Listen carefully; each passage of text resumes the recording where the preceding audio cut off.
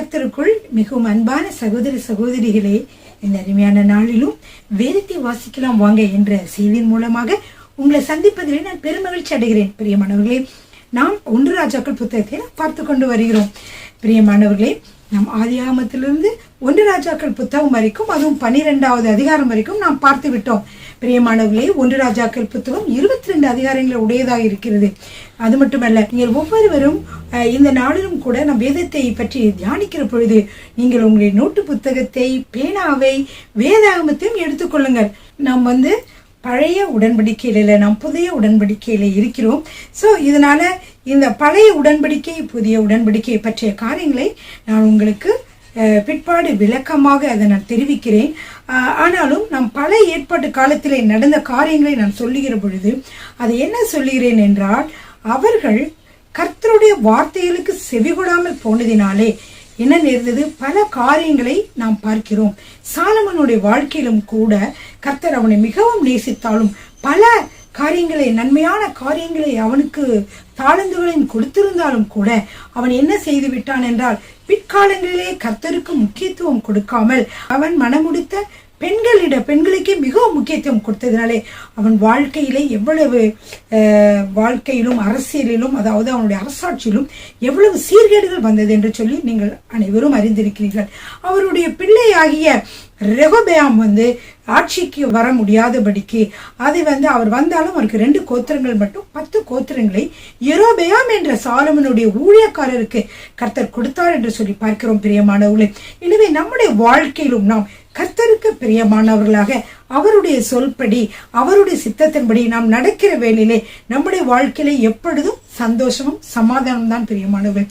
ஆனால் கர்த்தர் கூட நமக்காக ஒரு விசை என்ன 2 விசை கூட சாலமனுக்கு அவர் தரிசனமாகி சொன்னார், நீ இந்த மாதிரிலாம் செய்யக்கூடாது என்று சொல்லியும் அவர் கர்த்தருக்கு முக்கியத்துவம் கொடுக்காமல், அவருடைய வார்த்தைக்கு முக்கியத்துவம் கொடுக்காமல், அவர் பெண்களுக்கு, அவருக்கு திருமணம் முடித்த பெண்களுக்கே அவர் முக்கியத்துவம் கொடுத்து அவருடைய வார்த்தையின்படியே நடந்ததினாலே, அதுவும் தெய்வீக பெண்களாகவோ கர்த்தருடைய வார்த்தைக்கு கீழ்ப்படுகிற பெண்களாகவோ இல்லை. பெண்கள் என்றால் எல்லா பெண்களும் மனைவிகளும் சொல்றத கேட்கக்கூடாது என்று சொல்லவில்லை. திருமணம் அவர் முடித்திருந்தாலும் தேவனுக்கு சித்தமில்லாத, தேவனை வழிபடாத மற்ற பெண்களாக, தேவனாலே நடத்தப்படாத, அவருடைய ஆவியினாலே நடத்தப்படாத பெண்களாக இருந்ததினாலே அவர்கள் தேவனுக்கு விரோதமான காரியங்களை அவர்கள் சாலமனுக்கு கற்றுக் கொடுத்தார்கள். பிரியமானவர்கள், எனவேதான் சாலமனுடைய ராஜ்யமானது சரிந்தது என்று சொல்லி பார்க்கிறோம். எனவே பிரியமானவர்களே, பாருங்க, சாலமனுடைய கீழ்ப்படியாமையினாலே என்ன விளைவுகள் ஏற்பட்டது? அவனுடைய பிற்காலத்திலே அவர்களுடைய பிள்ளைகள் தான் பாதிக்கப்பட்டார்கள், சந்ததிகள் தான் பாதிக்கப்பட்டார்கள். எனவே நாம் கர்த்தருக்கு கீழ்ப்படிந்து நாம் வாழ்கிற வாழ்க்கையை நாம் சரியாக வாழ்கிற பொழுது கட்டாயமாக நம்முடைய பிள்ளைகள் அதனாலே பலன் பெறுவார்கள். பிரியமானவர்களே, ஹல்லேலூயா, ஆமென். சரிங்க பிரியமானவர்களே, நாம் செய்திக்கு வருவோம். நான் சொன்னேன் 22 அதிகாரங்களை உடைய அந்த 1 ராஜாக்கள் புத்தகமானது 2 பெரும் பிரிவுகளை உடையதாக இருந்தது. ஒன்று ஐக்கிய அரசு, 2வது பிளவுபட்ட அரசு. இந்த பிளவுபட்ட அரசுல பாத்தீங்கன்னா 10 கோத்திரங்களை கர்த்தர் யாருக்கு கொடுக்க, 10 கோத்திரங்களை இஸ்ரவேல் தேசம் என்றும், 2 கோத்திரங்களை யூதா தேசம் என்றும், அங்க இஸ்ரவேலுடைய தேசம் 2ஆக பிளவுபடுகிறது. அதுக்கப்புறமாக என்ன ஆகிறது என்றால், இந்த 2 கோத்திரங்கள் மட்டும் கொண்ட அந்த தேசம் யூதா தேசம் என்றும், 10 கோத்திரங்கள் கொண்ட அந்த தேசமானது இஸ்ரவேல் தேசம் என்றும் அழைக்கப்படுகிறது. பிரியமானவர்களே, இந்த இஸ்ரவேல் தேசத்தை கர்த்தர் யெரொபெயாம் என்கிற சாலமனுடைய வேலைக்காருக்கு கொடுத்தார். அதே போல சாலமனுடைய மகனாகிய ரெகொபெயாம், அவரை உங்களுக்கு எல்லாருக்கும் தெரியும், அவருக்கு 2 கோத்திரங்களை கொடுக்கப்பட்டது. பிரியமானவர்களே, அப்படி இருக்கிற பொழுது நம்ம இந்த பிளவுபட்ட அரசை நம்ம பார்க்க போறோம். இதுல பிளவுபட்ட அரசை நம்ம 6 வகையாக பிரிக்கிறோம். பிரியமானவர்களே, 1 ராஜ்யத்தின் பிளவு, 12வது அதிகாரம் முதல் 14வது அதிகாரம் வரை.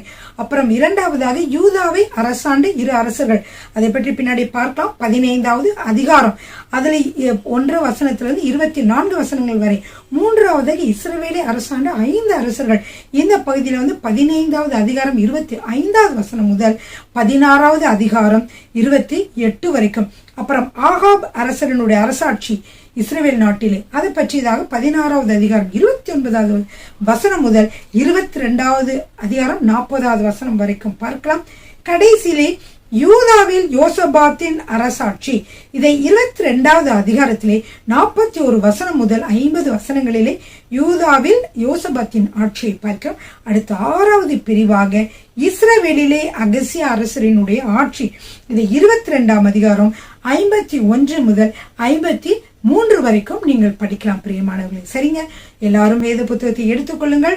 வேதத்தை நாம் பார்க்க போகிறோம் பிரியமானவர்களே. சரிங்க பிரியமானவர்களே, இந்த போன வீடியோல நான் என்ன சொன்னேன்னா, ரெகோபெயாம் ஒரு யூதாவை அரசாள்கிறார். ஆனால் 10 கோத்திரத்தை அரசாண்ட யெரொபெயாமோ என்ன செய்கிறார் என்றால், அவருக்கு கர்த்தர் என்ன செய்தார், கிருபையாக அரசாட்சியை கொடுத்திருந்தார். ஆனால் அவர் அரசரான பிறகு அவருக்கு ஒரு பயம் வருகிறது. அந்த பயத்தினால என்ன செய்தார் என்றால், யூதாவில தான் எருசலேம் தேவாலயம் இருக்கிறது, அங்கதான் இந்த 10 கோத்திரத்து மக்களும் செல்வார்கள்.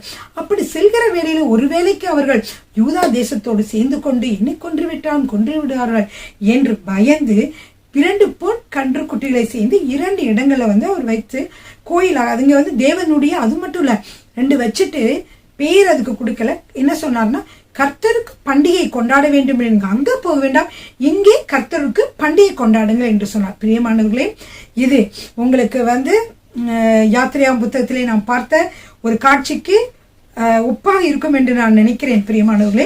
அதனால்தான் கர்த்தர் இப்படி அவன் செய்ததை பார்த்து அவருக்கு மிகவும் மனம் வேதனையாக இருந்தது. அது மட்டுமல்ல, இதற்காக அவர் என்ன செய்திருக்கலாம், இங்கு தேவாலயத்தை கூட கட்டி இருக்கலாம். ஆனால் அதற்கு பதிலாக 2 பொன் கன்று குட்டிகளை அங்க செய்து வைத்துட்டான் பிரியமானவர்களே. சரிங்க, இப்போ அவன் செய்ததுக்கு அப்புறம் என்ன நடந்தது என்று பார்க்கலாம் பிரியமானவர்களே. இப்பொழுது நம்ம என்ன செய்கிறோம் என்றால், அந்த காரியத்தை பார்ப்பதற்கு முன்பாக சில வசனங்களை உங்களுக்கு சொல்ல விரும்புகிறேன். இவன் 2 பொன் கன்று குட்டிகளை வைத்தது சரியா தவறா, அல்லது ஏன் அது கர்த்தருக்கு பிடிக்காமல் போனது என்று சொல்லி நாம் பார்க்கிறோம். பாருங்க, யாத்திரையாமம் 32வது அதிகாரம் 1 - 4 வசனங்கள். மோசே மலையிலிருந்து இறங்கி வர தாமதிக்கிறதை ஜனங்கள் கட்டபோது அவர்கள் ஆரோனிடத்தில் கூட்டம் கூடி அவனை நோக்கி, எகிப்து தேசத்திலிருந்து எங்களை அழைத்து கொண்டு வந்த அந்த மோசேக்கு என்ன சம்பவித்ததோ அறியோம். ஆதலால் நீர் எழுந்து எங்களுக்கு முன் செல்லும் தெய்வங்களை எங்களுக்காக உண்டு பண்ணும் என்றார்கள். மோசே 40 நாட்கள் மலையிலே கர்த்தரோடு பேசிக்கொண்டு கர்த்தர் கொடுக்கிற அந்த கட்டளைகளெல்லாம் வாங்கி கொண்டு வருவதற்காகவும் கர்த்தரோடு பேசுவதற்காகவும் சென்றார். உடனே இந்த மக்கள் இன்னும் வரவில்லை என்று அவர்களால் என்ன செய்ய முடியவில்லை, காத்திருக்க முடியவில்லை. அவர்கள் ஆரோனை நோக்கி, எப்படி என்ன ஆயிற்று மோசேக்கும் தெரியவில்லை, ஆனால் எங்களுக்கு முன் செல்லக்கூடிய தெய்வங்களை நீ எங்களுக்கு உண்டு பண்ணும் என்றார்கள். அதற்கு ஆரோன், உங்கள் மனைவிகள் குமாரர் குமார்த்தியுடைய காதுகளில் இருக்கிற பொன் அணிகளை கலற்றி என்னிடத்தில் கொண்டு வாருங்கள் என்றார். ஜனங்கள் எல்லோரும் தங்கள் காதுகளில் இருந்த பொன்னணிகளை கலற்றி ஆரோனிடத்தில் கொண்டு வந்தார்கள். அவர்கள் கையில் இருந்து அவன் அந்த பொன்னை வாங்கி சிற்ப கருவியினால் கருப்பிடித்து ஒரு கன்று குட்டியை வார்ப்பித்தான். அப்பொழுது அவர்கள், இஸ்ரவேலரே, உங்களை எகிப்து, அவர்கள் என்றால் இங்க அந்த லீடர்ஸ், அதாவது மூப்பர்களை சொல்லப்பட்டிருக்கிறது. அப்பொழுது அவர்கள், இஸ்ரவேலரே, உங்களை எகிப்து தேசத்திலிருந்து கொண்டு வந்த உங்கள் தெய்வங்கள் இவர்களே என்றார்கள். இப்ப இஸ்ரவேல் மக்களை பார்த்து இவர்கள் என்ன சொல்கிறார்கள் பாருங்க, இதுதான் உங்களை இஸ்ரவேல்ல இருந்து கொண்டு வந்த தெய்வங்கள் என்று சொல்லுகிறார்கள். பிரியமானவர்களே, பாருங்க, இந்த இஸ்ரவேல் ஜனங்களுக்கு பார்த்தீர்கள் என்றால் எப்பொழுது பார்த்தாலும் அடிக்கடி ஞாபக சக்தி அவர்களுக்கு இல்லாமல் போய்விடும். பிரியமானவர்களே, கர்த்தர் எகிப்து தேசத்திலிருந்து அவர்களை கொண்டு வர 10 வாதைகளை செய்து, என்னது அது எல்லாருக்கும் அந்த எகிப்து தேசத்துக்கே தெரிஞ்சிருக்கும். அப்படியே பல வாதைகளை செய்து இவர்களை மட்டும் பாதுகாத்து இவர்தான் இவர்களை வழி நடத்துகிறார் என்று கர்த்தர் சொல்லி, கர்த்தர்களுக்கு பலமுறை அவர்களோடு பேசி இருந்தார்.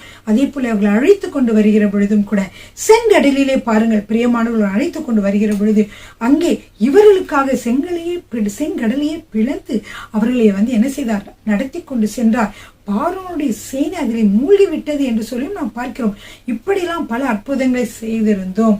கர்த்தரை அவர்கள் மறந்து விட்டார்கள். பிரியமானவரே, வருகிற வழிகளும் கூட பிரியமானவர்களை கர்த்தர் அவர்களுக்காக எவ்வளவு நன்மைகளை செய்திருந்தார் பாருங்க. அவங்களுக்கு மாறா மாறாவின் நீரை என்ன செய்திருந்தார், அவர் கசப்பான நீரை மாற்றி இருந்தால் அவர்களுக்கு சாப்பாடு இல்லாமல் வனாந்தரத்தில் அலைந்த பொழுது அவர்களுக்காக என்ன செய்திருந்தார் என்றால் உங்களுக்கு எல்லாருக்கும் தெரியும். அந்த மன்னாவை அவர்களுக்கு ஒவ்வொரு நாளும் கொடுத்து அவர்களை ஆசீர்வதித்திருந்தார். இப்படியாக அவர்கள் தண்ணீரோடு தாகத்தோடும் இருக்கிற பொழுது கூட அவர்களுக்காக கண்மலையிலிருந்து தண்ணீரை வரவழைத்தார். அப்படி நடத்தி வந்த தேவனை அவர்கள் மறந்து விட்டார்கள். அவர்கள் எல்லாரும் என்ன சொல்கிறார்கள் என்றால், எங்களை எகிப்திலிருந்து கொண்டு வந்த தேவன் யார்? கன்றுக்குட்டிகளை செய்து அதை சொல்றாங்க, இதுதான் உங்களை எகிப்து தேசத்திலிருந்து கொண்டு வந்தது என்று சொல்லி மூப்பர்கள் எல்லாம் சொல்லுகிறார்கள் என்று சொல்லி பார்த்தோம். இப்படியாக தேவன் என்னென்ன செய்தார், யார் அவர்களை எகிப்து தேசத்திலிருந்து அழைத்து வந்தார் என்று சொல்வதே அவர்கள் மறந்து விட்டார்கள். பிரியமானவர்களே, அப்படியாக நாம் இருக்கக்கூடாது. நம்மை ஆரம்பத்திலே கர்த்தர் அழைத்த விதத்தை நாம் நினைவு கூற வேண்டும். நம்மை ஆரம்பத்திலே கர்த்தர் புதிதாக நம்மை அழைத்த பொழுது அவர் நமக்கு என்னென்ன நன்மைகளை செய்தார், எப்படியெல்லாம் நம்மளை விடுதலை செய்து கொண்டு வந்தார் என்பதை நாம் காலங்கள் கடந்த பொழுதும் நாம் மறக்க கூடாது. பிரியமானவர்களே, எப்பொழுதும் அதை நாம் நினைவில் வைத்துக் கொள்ள வேண்டும். சரிங்க பிரியமானவர்களே, இப்ப பாருங்க, 1 ராஜாக்கள் 13வது அதிகாரத்துல நம்ம வாசிக்க போகிறோம். 1 ராஜாக்கள் 13வது அதிகாரம் 1ஆம் வசனம் 2ஆம் வசனம். யெரொபெயாம் தூபம் காட்ட பலிபீட தண்டையில் நிற்கல். எங்க யெரொபெயாம் இந்த பொன் கன்றுக்குட்டிகளை செய்தார்கள். அங்க இருக்க பலிபீடத்துலதான் போய் நிக்கிறாரு தூபம் காட்டுவதற்காக. யெரொபெயாம் தூபம் காட்ட பலிபீட தண்டிலே நிற்கையில், இதோ தேவனுடைய மனுஷன் ஒருவன் கர்த்தருடைய வார்த்தையின்படியே யூதாவிலிருந்து பெத்தேலுக்கு ஏன் யூதாவிலிருந்து பெத்தேலுக்கு வந்திருக்கிறாரு அப்படின்னா, யூதா தேசத்துலதான் எருசலேம் ஆலயம் இருக்கிறது. அங்குதான் கர்த்தரை வழிபட்டு கொண்டிருந்தார்கள். அப்படிப்பட்ட ஒரு இடத்திலிருந்து கர்த்தர் என்ன செய்கிறார், நீ இஸ்ரவேலுக்கு போ என்று சொல்லி அனுப்புகிறார். ஏனென்றால் இஸ்ரவேலிலே என்ன நடக்கிறது, பலிபீடங்கள் கட்டப்பட்டு அதிலே பொன் கன்று குட்டிகளை வைத்து அதற்கு பலிபீடத்துல என்ன செய்ய போகிறார்கள், தூபம் காட்ட போகிறார்கள். எனவே இப்படி நடந்து கொண்டிருந்ததுனால யூதாவிலிருந்து தேவனுடைய மனுஷன் ஒருவனை கர்த்தர் அனுப்பினார். அப்படியே அவன் கர்த்தர் சொன்ன வார்த்தையின்படி அவன் அந்த பலிபீடத்தை நோக்கி, பலிபீடமே பலிபீடமே, இதோ தாவீதின் வம்சத்தில் யோசியா என்னும் பேருள்ள ஒரு குமாரன் பிறப்பான். அவன் உன்மேல் தூபம் காட்டுகிற மேடைகளின் ஆசாரியர்களை உன்மேல் பலியிடுவான். மனுஷரின் எலும்புகளும் உன்மேல் சுட்டரிக்கப்படும் என்பதை கர்த்தர் உரைக்கிறார் என்று கர்த்தருடைய வார்த்தையை அவன் கூறுகிறான். பிரியமானவர்களே, இப்படியாக கர்த்தர் சொல்லுகிறாரு, இந்த பலிபீடத்துல நீங்க பலியிடுவது அல்லது தூபம் காட்டுவதெல்லாம் எனக்கு மிகவும் அருவருப்பாக இருக்கிறது. இந்த பலிபீடத்தை அழிக்க ஒருவன் வருவான், யோசியா என்ற ஒரு மன்னன் அவன் என்ன செய்வான் என்றால், இந்த பலிபீடத்துல மனுஷரின் எலும்பை கூட சுட்டரிப்பான் என்று சொல்லி கர்த்தர் அந்த கோபமாக அங்க சொல்லுகிறார். அதற்கு அப்புறம் பார்த்தீர்கள் என்றால், அந்த யெரொபெயாம் என்ன பண்ணுகிறான் என்றால், திரும்பவுமாக அப்படி சொல்லும் பொழுதும் கூட அவன் அதற்கு கீழ்ப்படியவில்லை. அவன் உடனே என்ன செய்தான் என்றால், சொன்ன அந்த வார்த்தைகளை சொன்ன அந்த தேவனுடைய மனுஷனை பார்த்து, இவனை பிடியுங்கள் என்று கையை நீட்டினான். இப்படி கையை நீட்டின உடனேயே பிரியமானவர்களே, அவனுடைய கை திரும்பவும் எடுத்துக்கொள்ள முடியாதபடிக்கு அப்படியே என்ன ஆகிவிட்டது, அப்படியே உறைந்து விட்டது பிரியமானவர்கள். அதாவது அப்படியே கை நீட்டப்பட்ட விதமாகவே ஆகிவிட்டது. அது திரும்பமாக அவன் எடுக்க முடியவில்லை. அப்படிப்பட்ட ஒரு சூழ்நிலையில் இருக்கிற பொழுது மன்னன் மிகவும் கலங்கினான். சொன்னான், ஐயோ தேவனுடைய மனுஷன் எனக்காக ஜபம் பண்ணி என்னுடைய கை முன் மாதிரி ஆகட்டும் என்று சொன்ன உடனே அந்த கை திரும்பவும் ஆகும்படியாக கர்த்தர் உதவி செய்தார். பிரியமானவர்களே, சரிங்க, எல்லாரும் எடுத்துக்கொள்ளுங்க. 1 ராஜாக்கள் 13வது அதிகாரம் 1லிருந்து 2 வரைக்கும் வாசித்தேன். இந்த 13வது அதிகாரத்திலேயே ஒரு சில வினோதமான காரியங்கள் நடைபெறுகிறது. அதை பார்ப்போமா பிரியமானவர்களே. இப்ப தூபம் காட்ட யெரொபெயாம் இருக்கும் போது யாரு வரா, யூதாவிலிருந்து ஒரு தேவனுடைய மனுஷன் வருகிறார். அவர் கர்த்தர் சொன்ன வார்த்தைகளை உரைக்கிறார். அப்பொழுது சொல்லி அன்றைய தினமே அவன் ஒரு அடையாளத்தை சொன்னான். என்ன அடையாளம்னா, அன்றைய தினம் அவன் ஒரு அடையாளத்தையும் சொல்லி, இதோ இந்த பலிபீடம் வெடித்து இதன் மேல் உள்ள சாம்பல் கொட்டுண்டு போகும், கர்த்தர் உரைத்ததற்கு இதுவே அடையாளம். இந்த வார்த்தை கர்த்தரிடமிருந்துதான் வந்ததா என்று நீங்கள் நினைக்க வேண்டாம். அப்படி நினைத்து வேண்டாம். அதற்கு அடையாளம் என்னவென்றால், இந்த பலிபீடமானது சிதறி அதில் இருக்கிற சாம்பல் எல்லாம் கீழே கொட்டி போகும் என்று இந்த தேவனுடைய மனுஷன் தீர்க்கதரிசனம் சொல்லுகிறார். அப்பொழுது என்ன நடக்குது, இதை கேட்ட தேவனுடைய மனுஷன் வார்த்தைகள் ராஜாவை யெரொபெயாம் கேட்ட பொழுது, அவனை பிடியுங்கள் என்று தன் கையை பலிபீடத்திலிருந்து நீட்டினான். அவனுக்கு விரோதமாய் நீட்டின கை தன்னிடமாக முடக்க கூடாதபடிக்கு அது மரத்து போயிற்று என்று சொல்லி பார்க்கிறோம். பிரியமானவர்களே, அடுத்ததாக பாருங்க, தேவனுடைய மனுஷன் கர்த்தருடைய வார்த்தையால் குறித்திருந்த அடையாளத்தின்படி பலிபீடம் வெளுத்து சாம்பல் பலிபீடத்திலிருந்து கொட்டுண்டு போயிற்று. அப்பொழுது ராஜா தேவனுடைய மனுஷனுக்கு பிரதித்திரமாக இதெல்லாம் நடந்தோன்னா அந்த ராஜா பயந்துட்டான். அவன் என்ன செய்யறானா, நீ உன் தேவனாய் கர்த்தருடைய சமூகத்தை நோக்கி வேண்டிக் கொண்டு என் கை முன்போல் இருக்கும்படிக்கு எனக்காக விண்ணப்பம் பண்ண வேண்டும் என்றான். அப்பொழுது தேவனுடைய மனுஷன் கர்த்தருடைய சமூகத்தை நோக்கி வருந்தி விண்ணப்பம் செய்தான். ராஜாவின் கை முன்னிருந்தபடியே சீர்பட்டது. இப்பொழுது ராஜா என்ன செய்யறார், அந்த மனிதனை பார்த்து ரொம்ப சந்தோஷமாக வா என்னோட இன்னைக்கு என்னோட வீட்டில இளைப்பாரு என்று சொல்கிறார். ஆனால் அவன் என்ன சொல்கிறான் என்றால், அவரை நோக்கி நீர் எனக்கு உம்முடைய வீட்டுல பாதி கொடுத்தாலும் எனக்கு வேண்டாம், அது மட்டும் இல்ல நான் உம்மோடு வருவதும் இல்லை, ஏன்னா அது மட்டும் இல்ல இந்த ஸ்தலத்தில் என்ன அப்பம் புசிப்பதும் இல்லை தண்ணீர் குடிப்பதும் இல்லை என்று சொன்னான். ஏனென்றால் ஆண்டவர் அவனிடம் ஒன்று சொல்லி இருந்தார். என்ன சொல்லி இருந்தார்? நீ 9வது வசனத்துல நீ அப்பம் புசியாமலும் தண்ணீர் குடியாமலும் போன வழியாய் திரும்பாமலும் இரு என்று கர்த்தர் தம்முடைய வார்த்தையால் எனக்கு கட்டளையிட்டு இருக்கிறார் என்று சொல்லி அந்த ராஜா கிட்ட சொல்லிட்டு அவன் பெத்தேலுக்கு வந்த வழியாய் திரும்பாமல் வேறு வழியாய் போனான். ஆனால் இது ஒரு கிழவனான ஒரு தீர்க்கதரிசி, இஸ்ரேல இருக்க ஒரு தீர்க்கதரிசி பார்த்துக்கிட்டே இருந்தான். அவன் என்ன செஞ்சானா, அவனுடைய பிள்ளைங்கிட்ட சொல்லி எனக்கு நான் போய் அந்த தீர்க்கதரிசியை போய் நான் மீட் பண்ண போறேன், இன்னமும் எவ்வளவோ பிரச்சனைகள் நிறைந்ததாக இப்பொழுது நாடு இருக்கிறது. எல்லாத்துக்கும் காரணம் அந்த கன்றுக்குட்டிகளை வணங்கினதுனால தான். அவன் என்ன நினைக்கிறான், என்ன காரணம் தெரியல, தீர்க்கதரிசி வந்திருக்காரு, இவர்கிட்ட போய் நம்ம எப்படி அதை கேட்டுக்கலாம்னு சொல்லி நினைத்து கொண்டு அவங்களுடைய குமாரனை சொல்றான், எனக்கு சேனம் கட்டி கொடுங்க கழுதையில அந்த வச்சு நான் போய் என்ன செய்யறேன், அவன் கழுதை மேல ஏறி நான் போய் பார்த்துட்டு வந்துடுறேன். அப்போ வேகமா அந்த அப்பா போகும் பொழுது அங்க தேவனுடைய மனுஷன் போயிட்டு இருந்தார் இல்லையா, அவங்க தீர்க்கதரிசி, அவர் ஒரு கர்வாலி மரத்தாண்டையில நிக்கிறத பாக்குறார். பார்த்த உடனே அங்க போய் அவர் கேட்கிறாரு, யூதாவிலிருந்து வந்த தேவனுடைய மனுஷன் நீர்தானா என்று அவனை கேட்டதற்கு அவன் நான் தான் என்றான். அப்பொழுது அவனை நோக்கி என்னோட வீட்டுக்கு வந்து அப்பம் புசியும் என்றான். அதற்கு அவன், நான் உம்மோடே திரும்பவும் உம்மோடே உள்ள போகவும் மாட்டேன், இந்த ஸ்தலத்திலே உம்மோடே நான் அப்பம் புசிக்கவும் தண்ணீர் குடிக்கவும் மாட்டேன். ஏனென்றால் ஆண்டு என்ன சொன்னார், அப்பம் புசியாமலும் தண்ணீர் குடியாமலும் நீ போன வழியை திரும்பாமலும் 3 காரியத்தை ஆண்டு சொல்லியிருக்காரு அப்படின்னு சொல்றான். ஆனா இதை கேட்ட அந்த இஸ்ரவேல் இருக்கக்கூடிய தீர்க்கதரிசியானவன் என்ன செய்கிறான், அவனை ஏமாற்றுகிறதை பார்க்கிறோம். இப்பொழுது உண்மையான தீர்க்கதரிசி இல்லை, அவன் என்ன செய்கிறான் என்றால் பொய்யாக அவரிடம் சொல்றான். என்ன சொல்றான் பாருங்க, 18வது வசனத்துல, அதற்கு அவன் உண்மை போல நானும் ஒரு தீர்க்கதரிசிதான், அவன் அப்பம் புசித்து தண்ணீர் குடிக்க நீ அவனை திருப்பி என் வீட்டுக்கு அழைத்து கொண்டு வா என்று ஒரு தூதன் கர்த்தருடைய வார்த்தையாக என்னோட சொன்னான் என்று அவனிடத்தில் பொய் சொன்னான். அப்படி என்ன செஞ்சுட்டான், இவன் திரும்பி போய் சரி ஒரு தூதன் சொன்னான்னு கேட்டோன்னு கேட்கலாமா, கேட்க கூடாது, ஏன்னா கர்த்தர் சொன்ன வார்த்தை தான் நம்ம இது விசுவாசிக்கணும். தூதன் சொன்னா யார் சொன்னாலும் என்ன செய்ய முடியாது, கேட்க கூடாது நம்ம அப்படின்னு தான் வசனம் சொல்லுகிறது. அப்புறம் நான் சொல்றேன். அப்பொழுது அவன் இவனோட திரும்பி போய் இவன் வீட்டிலே அப்பம் புசிக்கவும் தண்ணீரும் குடித்தான். பிரியமானவர்களே, இப்படியாக அவன் செய்ததை நாம் பார்க்கிறோம். அப்பொழுது இதை பத்தி வாசிக்கலாமா? இப்ப 1 ராஜாக்கள் 18வது வசனத்துல இப்ப கொஞ்ச நேரத்துக்கு முன்னாடி வாசித்தேன் இல்லையா, என்ன சொன்னான்னா, இப்படி ஒரு தூதன் என்ன சொன்னான், இப்படியாக சொன்னார் என்று சொல்லுகிறார்.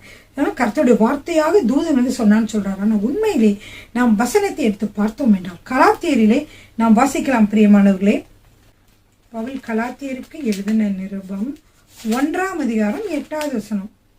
பவுல் என்ன செய்கிறார், இயேசு கிறிஸ்து மரித்த பின்பு இயேசு கிறிஸ்துவோடு பேசின வார்த்தைகள், கர்த்தர் வெளிப்படுத்தின வார்த்தைகள் எல்லாம் சொல்லிக் கொண்டு வருகிறார். சுவிசேஷமாக கிருபையின் சுவிசேஷத்தை சொல்லிக் கொண்டு வருகிறார். அப்படி அவர் வருகிற பொழுது அவர் என்ன சொல்கிறார், 6வது வசனம், 1ஆம் அதிகாரம் 6வது வசனம், உங்களை கிறிஸ்துவின் கிருபையினாலே அழைத்தவரை நீங்கள் இவ்வளவு சீக்கிரமாய் விட்டு வேறொரு சுவிசேஷத்திற்கு திரும்புகிறதை பற்றி நான் ஆச்சரியப்படுகிறேன். வேறொரு சுவிசேஷம் இல்லையே. சிலர் உங்களை கலகப்படுத்தி கிறிஸ்துவனுடைய சுவிசேஷத்தை புரட்ட மனதா இருக்கிறார்களே அல்லாமல் வேறல்ல. நாங்கள் உங்களுக்கு பிரசங்கித்த சுவிசேஷத்தை அல்லாமல் நாங்களாவது வானத்திலிருந்து இறங்கி வருகிற ஒரு தூதனாவது வேறொரு சுவிசேஷத்தை உங்களுக்கு பிரசங்கித்தால் அவன் சபிக்கப்பட்டவனாய் இருக்க கடவன் அப்படின்னு சொல்றாரு. அதனால முன் சொன்னது போல மறுபடியும் சொல்லுகிறேன், நீங்கள் ஏற்றுக்கொண்ட சுவிசேஷத்தை அல்லாமல் வேறொரு சுவிசேஷத்தை ஒருவன் உங்களுக்கு பிரசங்கித்தால் அவன் சபிக்கப்பட்டவனாய் இருக்க கடவன் அப்படின்னு சொல்லி கலாத்தியர் சொல்றாரு இல்லையா. அப்படி இருக்கும் பொழுது இங்க பாத்தீங்கன்னா 18வது வசனத்துல என்ன பார்த்தோம்னா, இந்த இஸ்ரவேலிலே இருக்கக்கூடிய தீர்க்கதரிசியானவர், அங்க தேவனுடைய மனுஷன் யார சொன்னா, யூதாவிலிருந்து வந்தவர் தேவனுடைய மனுஷன் என்று வைத்துக் கொள்ளுங்கள், இவர் தீர்க்கதரிசி என்று வைத்துக் கொள்ளுங்கள். இந்த இந்த தீர்க்கதரிசியும் 2 பேருமே தீர்க்கதரிசி, 2 பேரும் தேவனுடைய மனிதர்கள் தான். அப்ப இந்த இஸ்ரவேல் சொல்றாரு, இஸ்ரவேலுக்கு கூடிய அந்த தீர்க்கதரிசி சொல்றாரு, தூதன் தான் சொன்னாரு நீ என்னோட வீட்டுக்கு வாங்க. அவரும் அதே மாதிரி செஞ்சு வந்துட்டாங்கன்னா அது தவறு. அதனால அவர் பின்னாடி என்ன ஆகுதுன்னா 20வது வசனத்திலே அவர்கள் பந்தியில் உட்கார்ந்து இருக்கிற பொழுது அவனை திருப்பிக் கொண்டு வந்த தீர்க்கதரிசிக்கு கர்த்தருடைய வார்த்தை உண்டானதினால் அவன் யூதாவிலிருந்து வந்த தேவனுடைய மனுஷனை பார்த்து சப்தமிட்டு, உன் தேவனாகிய கர்த்தர் உனக்கு கற்பித்த கட்டளை நீ கை கொள்ளாமல் கர்த்தருடைய வாக்கை மீறி. இப்ப இது யார் சொல்றான்? தூதன் சொன்னானே என்று பொய் சொன்னான் இல்லையா, அந்த தீர்க்கதரிசியிடமே கர்த்தர் பேசுகிறார். அதனால அவன் சொல்றான், உன் தேவனாய கர்த்தர் உனக்கு கற்பித்த கட்டளையை நீ கை கொள்ளாமல் கர்த்தருடைய வாக்கை மீறி அப்பம் புசிக்கவும் தண்ணீர் குடிக்கவும் வேண்டாம் என்று அவர் விளக்கின ஸ்தலத்திற்கு நீ திரும்பி போய் அப்பம் புசித்து தண்ணீர் குடித்தபடியா உன்னுடைய பிரேதம் உன் பிதாக்களின் கல்லறையிலே சேருவதில்லை என்று கர்த்தர் சொல்லுகிறார் என்றார்.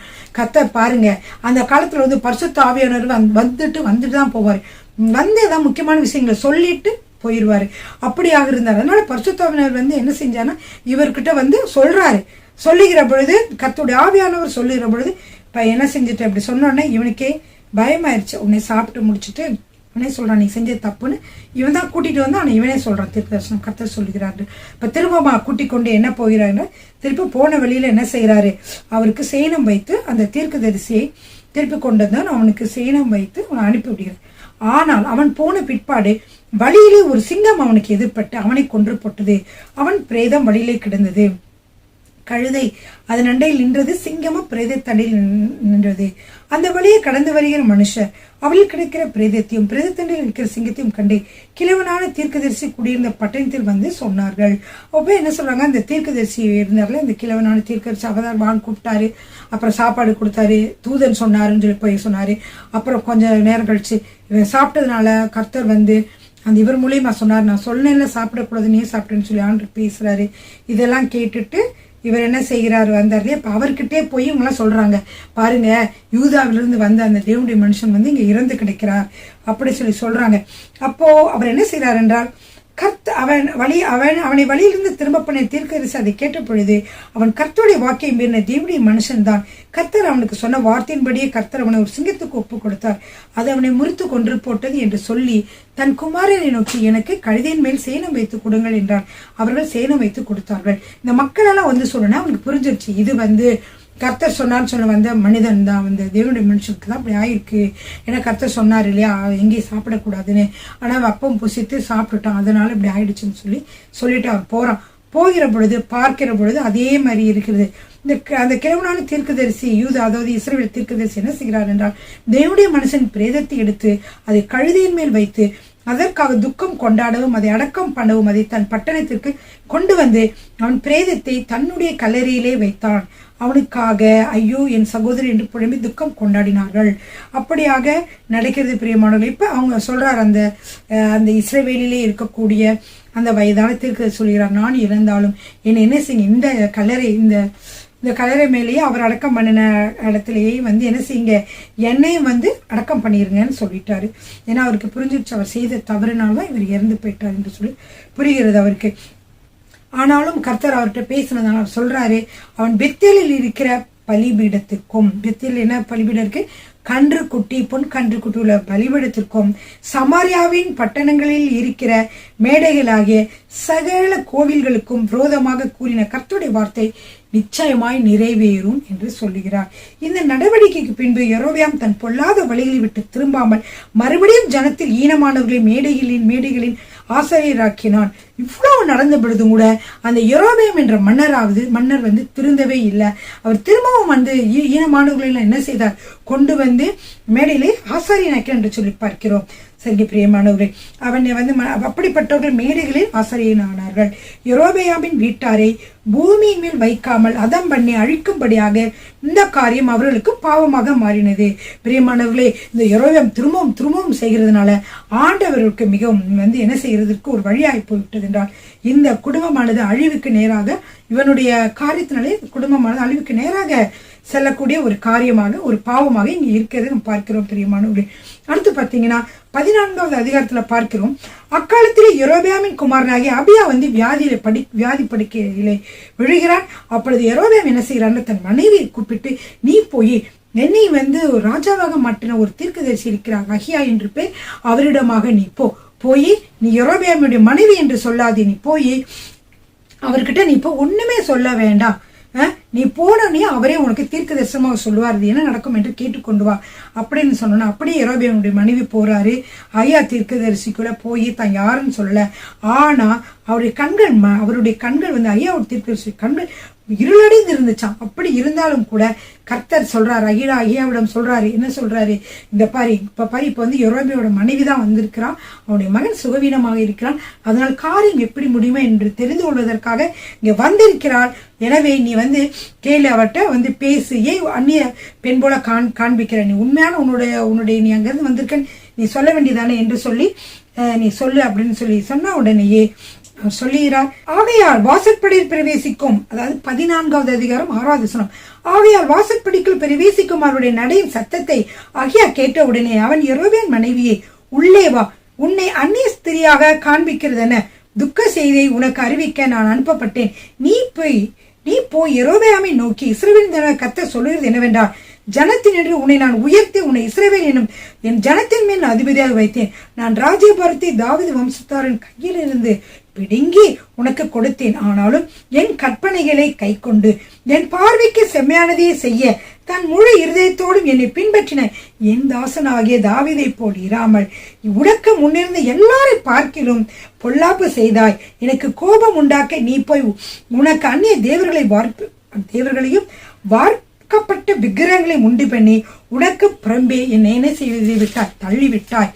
அதனால ஆகையால் இதோ நான் யெரொபெயாமுடைய வீட்டின் மேல் பொல்லாப்பை வரப்பண்ணி யெரொபெயாமுக்கு சுவர் மேல் நீர்விடும் ஒரு நாய் முதலாயிராதபடிக்கு இஸ்ரவேலிலே அடைப்பட்டவனையும் விடுபட்டவனையும் சங்காரம் பண்ணி குப்பை கழித்து போடப்படுகிறது போல யெரொபெயாமின் பின்னடியாரை அவர்கள் கட்டோடே அற்று போகும்படி கழித்து போடுவேன் என்கிறார். இப்படியாக அவர்கள் வந்து அவர் சொல்றாரு, இந்த சாகிறவர்கள் என்ன செய்யும், ஆகாய்த்து பறவைகள் தான் வந்து தின்னும் என்று சொல்லுகிறதை நாம் பார்க்கிறோம் பிரியமானவர்களே. அதனால நீ எழுந்து போ, நீ போய் கரெக்டா நீ வந்து உன்னுடைய கால்கள் வந்து வீட்டுக்குள்ளே போகும் பொழுது வீட்டுல பிரவேசிக்கையிலேயே உன்னோட பிள்ளையாண்டான் செத்து போவான் அப்படின்னு சொல்லி முதலே சொல்லிட்டாங்க. எனவே அது மட்டும் இல்ல, அவனுக்காக இஸ்ரவேல் எல்லாரும் துக்கம் கொண்டாடி அவனை அடக்கம் பண்ணுவார்கள். இந்த யெரொபெயாம் வீட்டிலே இவன் ஒருத்தன் தான் கல்லறையில போய் என்ன பண்ணுவான், அடக்கம் பண்ணப்படுவான். மற்றவங்க எல்லாருமே நீங்க என்ன பண்ண யாருமே கல்லறைக்கு போகிற அளவுக்கு இல்லாத அளவுக்கு நீங்க எல்லாம் என்ன செய்வீங்க, சங்கரிக்கப்பட்டு போவீர்கள் என்று கர்த்தர் சொல்லுகிறதை பார்க்கிறோம் பிரியமானவர்களே. அடுத்ததாக அந்த ஒரே ஒரு வசனத்தை உங்களிடம் சொல்ல விரும்புகிறேன். என்னவென்றால் பிரியமானவர்களே, அங்க வந்து அந்த கர்த்தருடைய தீர்க்க தரிசனமாக சொல்லப்பட்டது என்னென்னலாம் சொல்லப்பட்டுச்சுன்னு உங்களுக்கு தெரியும். அந்த மாதிரியே பின்னாடி நடந்துச்சாங்க. அதாவது அந்த மேடைகள் எல்லாம் வந்து ஒருத்தர் யோசே என்பவன் வருவான், தாவீதின் வம்சத்துல வருவான், என்ன செய்வான், அவன் அந்த மேடைகள் எல்லாம் உடைத்து போடுவான் என்று சொல்லப்பட்ட தீர்க்க தரிசனமானது 350 வருடத்திற்கு பிற்பாடு வந்து அது நிறைவேறினது. அது 2 ராஜாக்கள் 23வது அதிகாரம் 15வது வசனத்தில் வாசிக்கலாம். பிரியமானவர்களை வாசிக்கிறேன். 2 ராஜாக்கள் புத்தகம் 23:15. இஸ்ரவேலை பாவம் செய்ய பண்ணின நேபாத்தின் குமாரனாகிய யெரொபெயாம் பெத்தேலில் உண்டாயிருந்த பலிபீடமும் மேடையும் ஆகிய இவ்விரண்டையும் அவன் இடித்து அந்த மேடையை சுட்டெரித்து தூளாக்கி விக்கிரக தோப்பையும் சுட்டெரித்தான். சொன்னது படியே இந்த விக்கிரக தோப்புகள்லாம் சுட்டெரிக்கப்பட்டது பிரியமானவர்கள். இப்படியாக நாம் பார்க்கிறோம் பிரியமானவர்கள். சரிங்க, கர்த்தர் சொன்ன ஒவ்வொரு காரியமே நிறைவேறினதை பார்க்கிறோம். இன்றைக்கு நாம் பார்த்த காரியங்களை அவற்றை நீங்கள் ஒரு தடவை வேதத்தை வாசித்து நீங்கள் தெரிந்து வைத்துக் கொள்ளுங்கள் பிரியமானவர்களே. கர்த்தர் உங்களை ஆசீர்வதிப்பாராக. ஆமென். ஹல்லேலூயா. கர்த்தர் உங்களை ஆசீர்வதிப்பாராக.